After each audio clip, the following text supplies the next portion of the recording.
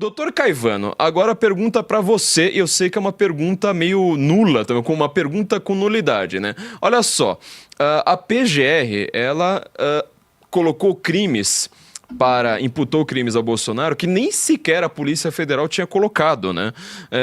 Por exemplo, o documento da PGR cita, né, com indícios frágeis, inclusive isso foi dito por um jornal de esquerda, a ideia lá do plano para matar Geraldo Alckmin, que, na verdade, assim, boa parte do que foi feito são conversas de WhatsApp, que é uma pessoa falando com outra. Aí você não tem a resposta do Bolsonaro. Aí quando você vai ver também, né, a resposta, por exemplo, da ideia de o punhal verde e amarelo, né, que era uma proposta de matar, os militares, na verdade, estavam de férias. Quer dizer, tava todo mundo meio assustado ali com o teor da conversa, sendo que, na verdade, eles estavam reclamando assim, os militares são de férias, ninguém tá interessado nisso. O próprio Múcio falou, o Bolsonaro tava lá entregando tudo com toda facilidade para todo mundo, né? E que quando você vai tentar ver assim, mas em qual momento tem uma materialidade do tipo, o Bolsonaro quis fazer alguma coisa? É só eles reclamando, falando assim, o Bolsonaro parece que não quer nada. Doutor Caivano, o que dá pra gente falar em matéria de lei e direito a respeito desta denúncia da PGR? Puxa vida, eu não sabia por onde começar. Acho que em lugar nenhum. Você me deu a deixa. Então vamos lá. Bom, para você pensar em lei, em Constituição, a gente precisa pensar antes em Estado de Direito, né? Não Estado democrático de direito, porque isso é uma construção semântica que não existe na prática, né? Você teria que ter um Estado de direito com um regime de governo democrático, com uma previsão legal de respeito às leis também e, principalmente, à Constituição, que é quem guarda o cidadão.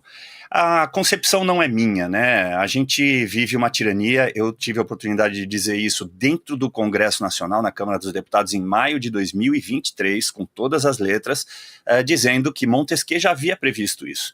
A união do judiciário, do poder judiciário com o poder executivo, resultava num governo tirano, ou seja, um governo ditatorial. É o que a gente está vendo. Você falou muito bem, e a Fabi também, a respeito desse bate-bola, né, desse toca-me-voe aí, para fazer uma analogia futebolística, entre o Dilma elegido, que eu chamo de hoje desinelegível, né, porque lhe foi retirado e está na peça aí inaugural de denúncia do Gonê, eu chamo de outra coisa fora do ar, mas eu não vou fazer isso ao vivo, né? E tá lá, então, que ele simplesmente entende que ele pode pegar a declaração de terceiros, vou dar um exemplo aqui do que a gente leu, das 272 páginas, por exemplo, o diário do general Heleno, ou então um esboço do general Braga Neto. Tá lá, constam do documento, eu não lembro exatamente as páginas, né?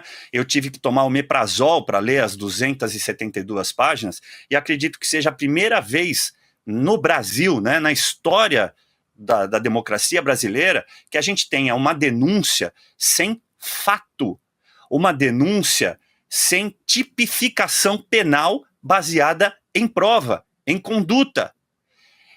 Está baseada única e exclusivamente em circunstâncias. E, de novo, como vocês muito bem disseram, circunstâncias de terceiros. Não há uma prova do que Bolsonaro gostaria, tinha intenção, ou imaginasse fazer um preparo. Você minimamente precisaria ter um preparo de todas essas pessoas. Isso não existe, além da própria consumação. E aí eu vou chegar no conceito de justiça, que acho que foi você que falou, né, Flávio? Como é que a gente, e está na tua pergunta, como é que a gente vai esperar justiça num país, então, que não exista Estado de Direito? Não dá para esperar justiça, porque a justiça, justamente, olha só, é o resultado prático de uma relação social. Ou seja, a tua conduta comparada à legislação e avaliada pelo juiz, pelo judiciário. Como é que você vai ter um resultado que pode ser percebido pela população como justiça? Diante de todo esse quadro que a gente acabou de ver, dessas 272 páginas, como você disse, de um enredo rocambolesco, de deixar a carochinha envergonhada, a gente não pode dizer que exista justiça no Brasil. E aí, me permita mais um segundo aqui, você falou da superioridade eleitoral de Bolsonaro, né? E por isso o Dilma foi desinelegível, né? Ele teve que ser retirado da sua condenação por esse mesmo tribunal, ele teve que ser deixado elegível para poder concorrer com Bolsonaro em 22, para que a gente tivesse todo esse resultado que hoje se impõe, um desgoverno completo. Ele hoje, inclusive, deu a declaração de que ele está muito feliz, que os ministros dele fazem exatamente o que deveriam fazer. Então eu entendi muito bem, eu fiz a interpretação, não deveriam fazer nada. Então ele está muito contente porque eles estão seguindo à risca os seus conselhos. Mas eu chamaria aqui de superioridade moral, intelectual e de resiliência de Bolsonaro, porque acho que ninguém na história da República também, eu li a biografia de Dom Pedro I, por exemplo, e nem ele, que não era muito querido, nem por brasileiros, nem por portugueses que estavam na política, apanhou tanto quanto apanha Bolsonaro. Flávio.